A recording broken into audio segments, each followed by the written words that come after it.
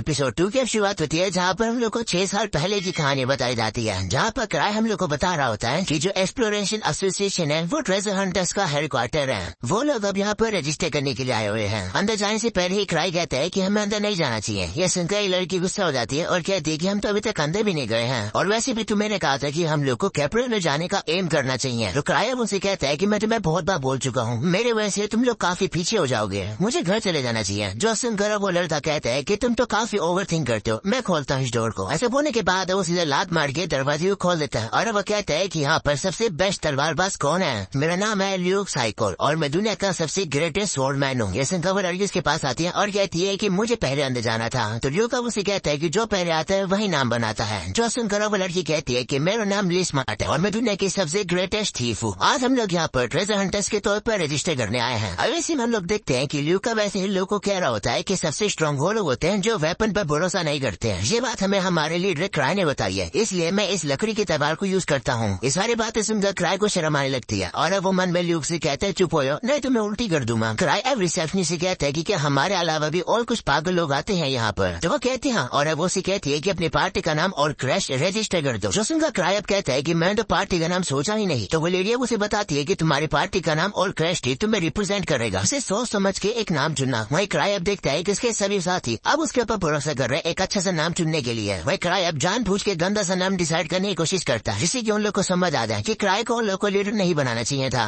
Cry अब कहता है कि मैं ऐसा नाम सोचूंगा जिससे लोगों को समझ ही नहीं आएगा कि हम लोग ताकतवर हैं। क्राई अब क्रैश बना देता है और अब उनकी पार्टी का नाम ग्रीविंग सोल्स रख देता है। तो क्रैश में एक स्कल बना देता है, जो देखने के बाद सभी लोग अब कहने लगते हैं कि ये तो काफी ज्यादा बुरा डिसीजन है। ये कैसे बकवास सा नाम हुआ और क्रैश हुआ, क्योंकि हम लोग तो हीरोज की पार्टी है ना, ऐसा नाम तो बेकार रहेगा। जो सुनकर क्राई कहता है कि अगर हम लोग इस नाम को यूज नहीं करेंगे तो मैं मोटिवेटेड नहीं रहूंगा। लगता है कि मैं तुम्हारे लीडर होने के तौर पर फेल हो गया हूँ, मुझे लगता है तुम्हारी पार्टी को लीव करना पड़ेगा। सुनकर सभी घबरा जाते हैं और अब उसे कहते हैं कि ये तो काफी अच्छा नाम है, हम लोग यही नाम रखेंगे। जिसके बाद अब क्राई सबमिट कर देता है इसी नाम को और इसी तरीके से उन लोग का नाम पड़ गया है ग्रीविंग सोल्स। जिसके बाद हम लोग को प्रेजेंट का सीन दिखाया जाता है जहाँ पर क्राई टीनो के साथ ग्रेग और बाकी सभी लोग के पास आया है। ग्रेग अब क्राई से कहने लगता है कि मुझे कल विश्वास नहीं हो रहा था, पर क्या तुम सही में स्टेप्स के क्लैन मास्टर हो? तो वो कहते हैं हाँ। जोसिन का ग्रेग कहते हैं कि इसका मतलब तुम 1000 ट्रिक्स हो। जोसिन का गिलबर्ट भी हैरान हो जाता है और कहते हैं क्या तुम 1000 ट्रिक्स हो, और वो भी लेवल 8 पर। जोसिन का टीनो से कहती है हाँ अब तुम्हें पता चला ना कि मेरे मास्टर कितने ग्रेट हैं, अब उनके सामने घुटने पर आ जाओ। ये सुनकर क्राई अब उसे कहता है कि ऐसा मत कहो। भाई क्राई अब कह रहा होता है कि 1000 ट्रिक्स मेरा एक सेकंड नाम है जो कि मुझे ग्रीवर्स के लीडर के तौर पर दिया गया है, क्योंकि जो हंटर्स काफी ज्यादा अच्छा स्टेटस अचीव कर लेते हैं तो उन लोग को एसोसिएशन के द्वारा एक स्पेशल नाम दिया जाता है और उन लोग को सेलिब्रिटीज की तरह ट्रीट किया जाता है। एक हंटर के लिए इस तरीके से स्पेशल नाम मिलना एक काफी बड़ी बात होती है। तभी गिलबर्ट क्राई से कहता है कि ऐसा हो ही नहीं सकता है कि तुम्हें 1000 ट्रिक्स हो जो कि कैपिटल में सबसे स्ट्रॉन्गेस्ट है। देखकर लगता है कि तुमने कभी भी ट्रेनिंग नहीं करी है, चुपचाप से यहाँ से निकल जाओ। ये सुनकर टीनो से कहते हैं कि तुम बेवकूफ हो, तुम मास्टर की असली ताकत रिकॉग्नाइज ही नहीं कर पा रहे हो। ये सुनकर क्राई टीनो को शांत होने के लिए कहता है। तो टीनो अब उसे कहती है कि मैं गिलबर्ट के साथ काम नहीं कर सकती हूँ, जो इस तरीके से बातें करते हैं वो काफी बेकार होते हैं। ये सुनकर क्राई मन में कहता है कि तुम परफेक्टली मुझे डिस्क्राइब कर रही हो। वैसे किसने कहा कि मैं कैपिटल में सबसे स्ट्रॉन्गेस्ट हूँ? तभी उसे याद आता है कि ये बात तो लिज और ल्यूक ने फैलाई है कि क्राई सबसे ताकतवर है। क्राई अब उन लोगों से कहता है कि तुम लोग को डिटेल पता चल गई होगी, तो क्या तुम लोग काम करोगे? क्या तुम तीनों की मदद करोगे इस जॉब को पूरा करने में? तो गिलबर्ट अब उसे कहता है बिल्कुल भी नहीं, आखिर मैं तुम्हारी बात क्यों मानूं? ये सुनकर क्राई अब गिलबर्ट से कहता है शांत हो जाओ, तुम्हें पता भी है तुम किससे लड़ रहे हो। क्राई का लेवल 8 है। वहीं पर गिलबर्ट को तो अभी भी विश्वास नहीं हो रहा होता है कि क्राई ही सबसे स्ट्रॉन्गेस्ट पार्टी का लीडर है। वो कहता है कि भले ये लेवल 8 पर हो पर मैं लेवल 4 पर हूँ। ये सुनकर क्राई अब गिलबर्ट से कहते हैं ठीक है तुम्हें मदद करने की जरूरत नहीं है। वो अब ग्रेग से कहता है तुम तो मदद करोगे ना? तो कहते हैं ठीक है। जो सुनकर क्राई अब रोरा से कहता है कि क्या तुम काम करोगी, क्योंकि तुम पहले से व्हाइट वुल्फ डैन में जाना चाहती थी तो तुम्हारे ये परफेक्ट रहेगा। ये सुनकर वो थोड़ी सी नर्वस होती है। वही एक बार अब गिलबर्ट कहता है तुमने क्या कहा, तुम मुझे ऑप कर रहे हो? तो क्राई कहते हैं और अब वो टीनो से कहते हैं कि अगर तुम्हें और मदद की जरूरत हो तो क्लैन में से किसी को भी ले लेना। जो सुनकर टीनो प्यार से उसे कहती है कि मास्टर क्या आप हमारे साथ आ सकते हो? जिस पर क्राई मना कर देता है। जो सुनकर वो थोड़ी सी उदास हो जाती है। इसके बाद क्राई अब ग्रेग और रोरा से कहते हैं ठीक है मैं तुम पर भरोसा कर रहा हूँ, तीनों की मदद करना। ऐसा बोलने के बाद वो वहाँ से जाने लगता है। तभी बचाने से गिलबर्ट क्राई को चैलेंज दे देता है। वो अब अपनी तलवार बाहर निकालकर क्राई के सामने रख देता है और कहता है कि अगर मैं तुमसे हार जाऊंगा तो मैं तीनों की मदद करने के लिए चला जाऊंगा, क्योंकि मैं किसी भी कमजोर पर्सन की बात नहीं सुनता हूँ। जो सुनकर क्राई अब उसे कहते हैं ठीक है पर तुम मुझसे नहीं लड़ोगे बल्कि तुम पार्टी के लीडर तीनों से लड़ोगे। तो अब तीनों भी मान जाती है और अब वो गिलबर्ट से कहती है कि मैं तुम्हें सबक सिखाऊंगी, क्योंकि तुमने मास्टर को काफी कुछ बुरा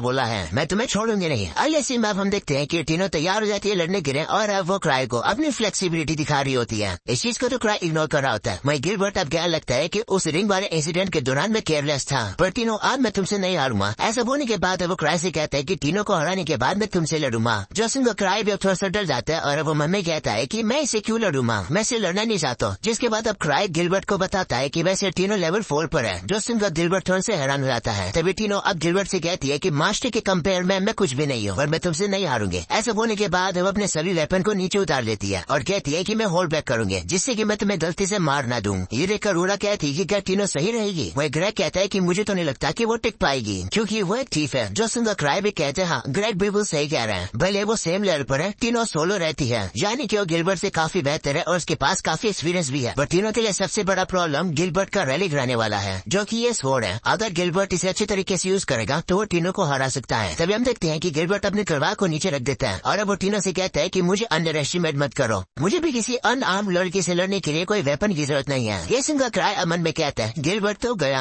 उसने अपने पैर पर खुली कुल्हाड़ी मार ली। वह टीनो अब कहती है कि जब मैं जीत जाऊंगी तो मैं अपने मास्टर के साथ आइसक्रीम खाने जाऊंगी। जॉसन का क्राई उसे कहता है कि लेकिन मैंने तो इस बात का प्रॉमिस ही नहीं करा। जिस पर वो कहती है कि लेकिन मैं आइसक्रीम खाना चाहती हूँ। तो क्राई भी अब मान जाता है और कहता है ठीक है। जॉसन का टीनो काफी खुश जाती है और वो काफी जोशीली हो जाती है और वो सीधा गिलबर्ट के ऊपर हमला करने के लिए चली जाती है। गिलबर्ट जैसे तैसे करके उसके अटैक से बचता है, पर टीनो अब घूम कर उसे काफी जोर से लात मार देती है जिससे कि अब वो काफी जोर से दीवार पर जाकर गिर जाता है। ये देखकर टीनो काफी खुश होती है और अब उसे लगने लगता है कि वो जीत गए। पर तभी हम देखते हैं कि गिलबर्ट वापस से खड़ा हो जाता है और कहता है कि मैं अभी तक हारा नहीं हूँ। ऐसा बोलने के बाद वो उसके ऊपर मुक्का मारने के लिए आता है, पर टीनो अब उसके अटैक से बचकर उसे पकड़ लेती है और अब उसे पूरी तरह से लॉक कर देती है और कहती है कि मैं काफी होल्ड बैक कर रही हूँ। अगर तुम नहीं मरना चाहते हो तो मेरे मास्टर से कभी भी रूड तरीके से बात मत करना, तुम उन्हें हर दिन पूजोगे एक भगवान की तरह, समझे मेरी बात को। जॉसन का गिलबर्ट गुस्से में आ जाता है और अब वो उसे उठा देता है और कहता है मैं इसे कुछ नहीं करूंगा। तभी टीनो से काफी जोर से पीछे से थप्पड़ मार देती है जिसकी वजह से वो नीचे गिर जाता है और अब वो हार जाता है। जो देखकर टीनो अब क्राई से कहती है आपने मुझे इतना ग्रो करने में मदद करी। जॉसन का क्राई कहता है कि मैंने तो कुछ भी नहीं किया। वहीं ग्रेग और रूरा कहने लगते हैं कि वेपन के बिना भी स्टेप्स इतने ज्यादा ताकतवर हैं। वहीं गिलबर्ट को अब दिखाया जाता है जो कि कह रहा होता है कि मैं अभी भी लड़ सकता हूँ। तभी वो अपने पास को याद करता है जहाँ पर वो बचपन में भी काफी ताकत हुआ करता था। वो कह रहा होता है कि मेरा जन्म एक हंटर बनने के लिए हुआ है, मैंने बचपन से ही तलवार उठा रही थी और मैंने ऑर्डर्स को भी पीछे छोड़ दिया था। मैं बड़ा हुआ और फिर मैं कैपिटल में आया, जिसके बाद मैंने एक पार्टी बनाई और बाकी सभी लोगों के साथ मैंने काफी सारे ट्रेजर वॉल्ट्स को खोला। मुझे अपने आप पर काफी गर्व था क्योंकि मैं इतना जल्दी काफी दूर तक पहुंच गया था। कोई भी मुझे हरा नहीं सकता था क्योंकि मैं ही ताकतवर था। तभी उसे होश आता है और अब टीनो से कहती है कि अगर तुम अब भी लड़ना चाहते हो तो तुम इस बार अपनी तलवार यूज कर सकते हो। जिस पर वो कहते हैं नहीं। ये सुनकर टीनो से कहते हैं कि तुम कितनी घमंडी हो, तुम्हें पता ना कि अगर तुम एक बार मर जाओगे तो सब कुछ खत्म हो जाएगा। ऐसे बोलकर टीनो वहाँ से चली आती है। वहीं पर गिलबर्ट भी अफसोस है कि हाँ टीनो सही कह रही है, अगर वो असली फाइट करती तो मैं अब तक कब का मारा भी जाता। मुझे काफी बुरा फील हो रहा है क्योंकि मुझे पता चल गया है कि मैं कितना कमजोर। तभी क्राइब उसे कहता है कि तुमने अपनी पार्टी को इसलिए छोड़ा है ना क्योंकि तुम्हारी और बाकी सभी लोग की पावर्स के बीच में काफी बड़ा डिफरेंस था। इस पर गिलबर्ट कहता हाँ तुम्हें कैसे पता। जिस पर क्राई कहता है कि ये सेम चीज मेरी पार्टी में भी हुई है पर हमारे केस में कोई भी अबेंडन नहीं हुआ। क्राई मन में कहता है कि उन लोगों ने मुझे अबेंडन ही नहीं किया। वही अब गिलबर्ट हैरान होकर कहता है कि जो ग्रीविंग सोल्स हैं वो कैपिटल के अंदर एलिट्स का एक ग्रुप है। तो इसका मतलब क्राई इतने समय से लोगों को इस तरीके से मर्सी दिखाता आ रहा है। ये सही में 1000 ट्रिक है, किसी को भी इसकी असली नेचर के बारे में नहीं पता है। ये तो बिल्कुल एक फैंटम की तरह है। तभी क्राई अब उसके तलवार पर एक लात मार देता है जिससे कि वो तलवार अब एक्टिवेट हो जाती है और अब क्राई उस तलवार की आग को कंट्रोल करने लगता है और कहता है कि तलवार तो काफी कमाल की है, तुम्हें इसे अच्छी से ट्रीट करना चाहिए। वहीं पर गिलबर्ट अब काफी हैरान हो जाता है ये देखकर कि क्राई ने इतना इजीली से उस स्वॉर्ड को हैंडल कर लिया। वो कहता है कि ऐसी फ्लेम्स को तो मैं भी मैनेज नहीं कर सकता हूँ, पर इसने कैसे कर लिया,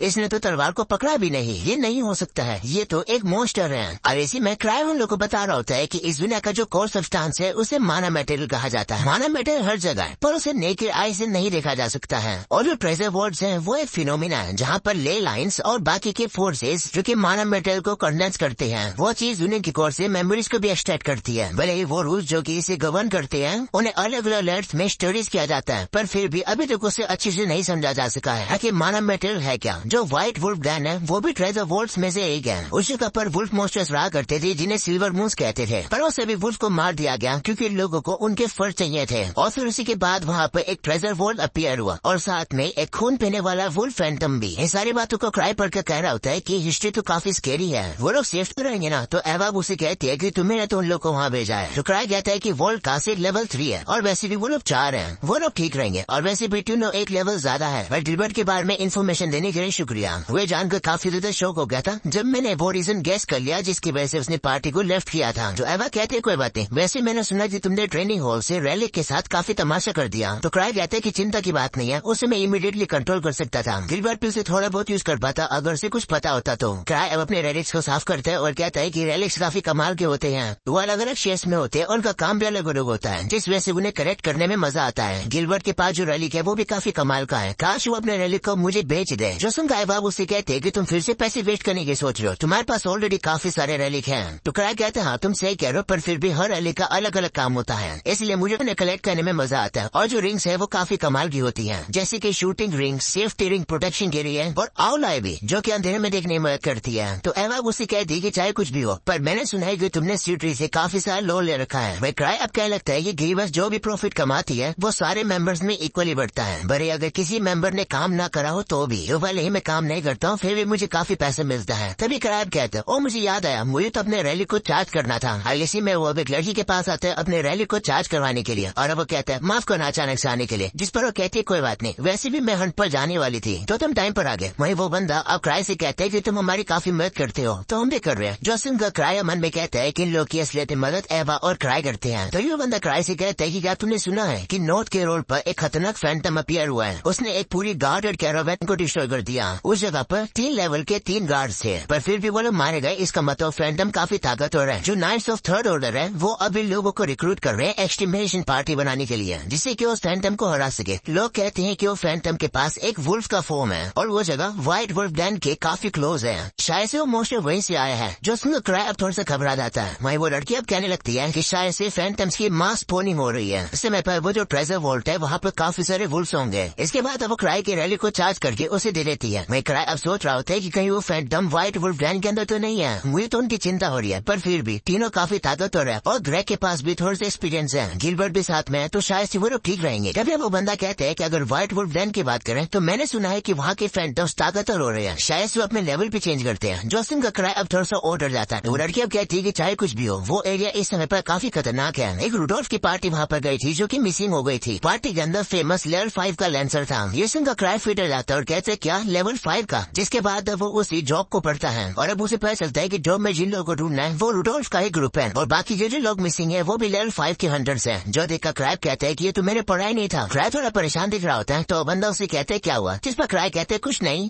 मैंने बस तीनों को व्हाइट वुल्फ डैन में भेजा है। जोसन को वो हैरान आते हैं और कहते क्या तुमने तीनों को जो कि लेवल 4 की है एक ऐसे ट्रेजर वॉल्ट में भेजा है जहाँ पर लेवल 5 की पार्टी मिसिंग हो गई थी, अब तो काफी खतरनाक हो। तो क्राई कहता है मैंने उसे इसलिए भेजा है जिससे कि उसकी थोड़ी सी प्रैक्टिस हो जाए, चिंता की कोई बात नहीं है, मैंने उसके साथ 3 हंटर्स को और भेजा है। जोसन को वो फिर से हैरान आते हैं और कहते हैं कि ये मिशन ऑलरेडी काफी डिफिकल्ट है और आपने 3 लोगों को भेजा है, इसका मतलब जो आप ट्रायल लेते हो वो असली है। क्राई थोड़ा सा डर जाता है और कहता है कि मुझे कुछ काम याद आ गया। ऐसा बोलने के बाद वो चला जाता है। वो अकेले में खड़ा होकर थोड़ा सा घबरा रहा होता है और कहता है कि वो लोग ठीक तो रहेंगे ना, गिलबर्ट तो थोड़ा सा ताकतवर है ही, उसके पास उसकी तलवार भी है। तभी क्राई को याद आता है कि उसकी तलवार को तो क्राई ने वेस्ट कर दिया था, यानी कि गिलबर्ट को अपनी तलवार को चार्ज करने की जरूरत है और उसे चार्ज ही नहीं किया होगा। वो याद करके क्राई अब थोड़ा सा और डर जाता है। अब ऐसे में अब उन्हीं लोगों को दिखाया जाता है जो कि ग्रेग कहता है कि इतना दूर आने के बाद भी हम लोग को ट्रेजर वॉल्ट क्यों नहीं मिला है। तभी टीना उनसे कहती है कि इसलिए मैंने तुमसे वो लेटर लिखा है कि अगर तुम मर जाओगे तो इसकी रिस्पॉन्सिबिलिटी नहीं होगी। हमें पास का सीन दिखाया जाता है जहाँ टीना ने उनसे कहा था कि ये टास्क काफी मुश्किल रहने वाला है, पर फिर भी तैयार है ना। वही रूल आप कहने लगते हैं कि इसका मतलब क्राई को शुरुआत से पता था कि व्हाइट वुल्फ डैन में कुछ चल रहा है, इसलिए उसने हमें यहाँ भेजा है। तो टीना कहती है हाँ ये पार्टी ऐसे ही रैंडमली नहीं बनाई गई है, इस सब कुछ उनके प्लान के अकॉर्डिंग है। तो ग्रेग कहने लगता है कि मुझे लगता है ऐसा है क्योंकि हम सभी लोग करीब मिले हैं। मैं गिलबर्ट अब कहते हैं हाँ मैं बस इसलिए आया हूँ क्योंकि मैं फ्री था। तभी उसे याद आता है कि क्राई को तो ऑलरेडी पता था कि किस वजह से उसने अपनी पार्टी को छोड़ा था। तो टीना उसे कहने लगती है कि क्राई को ऑलरेडी कैपिटल में जितने भी हंटर्स है और ट्रेजर वॉल्ट है उनकी काफी सारी जानकारी है, उनके लिए तुम्हारे एक्शंस और थॉट्स को जानना काफी इजी है। तो रूला कहती है कि ये तो इम्पॉसिबल है, जिस पर ग्रेग कहते हैं नहीं क्राई 1000 ट्रिक है। वो पब वाला जो इंसिडेंट था शायद से उसने वो भी कैलकुलेट किया था, सारी चीजें उसने पहले से ही प्लान करी है, हमारा यहाँ पर आना भी। जोसन